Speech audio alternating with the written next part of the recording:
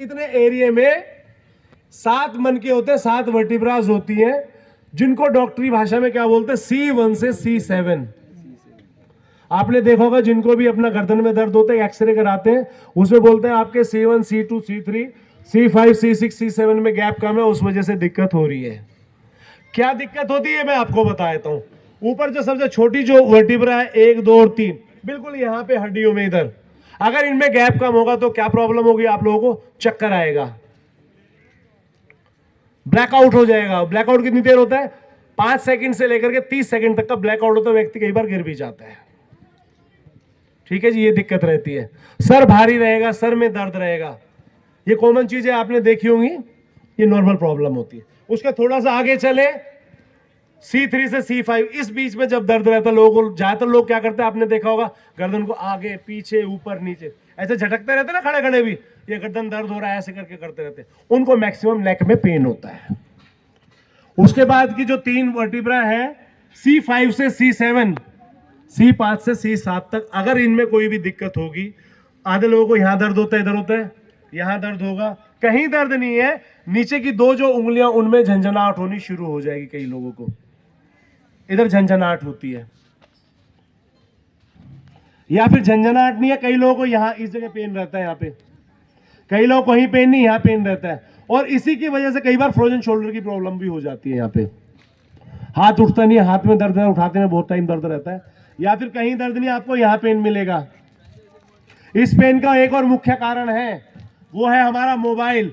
अक्सर मोबाइल हम एक ही हाथ में पकड़ के रखते हैं, और जब हम मोबाइल एक ही हाथ में पकड़ के रखते हैं, जैसे हमने उल्टे हाथ में मोबाइल पकड़ के रखा, तो कहीं दर्द नहीं होगा आपको। यहां से कुछ लोग जो मोबाइल जाते रहते हैं, यहां से दर्द शुरू होगा, इस एरिया में यहां तक दर्द आके यहां तक ये दर्द जाता है, ये देखा होगा आप लोगों ने।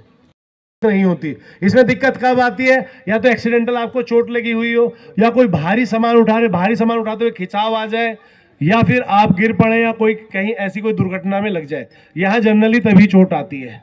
इसमें अपना पीछे की तरफ यहां दर्द रहता है, और ये पेन आपको बहुत ज्यादा तंग नहीं करता है, सोते टाइम सबसे ज्यादा तंग करता है। उसके बाद जो स्पेशल जो दिक्कत शुरू होती है, वो शुरू होती बेल्ट के एरिया में। 90% लोगों को, यहां भी जितने भी लोग बैठे उन लोगों को मैं कहूं कि 80% लोगों को अगर दर्द है तो ये बेल्ट के एरिया में यहां दर्द होगा, इस एरिया में यहां दर्द होगा आप लोगों को।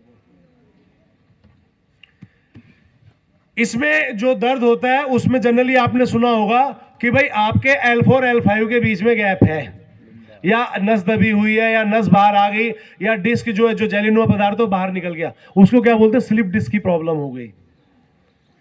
और जैसे ही वो बाहर निकला, गैप कम हुआ, जैसी नसें दबी, तो क्या दिक्कत हुई, आपको इस एरिया में दर्द शुरू हो गया।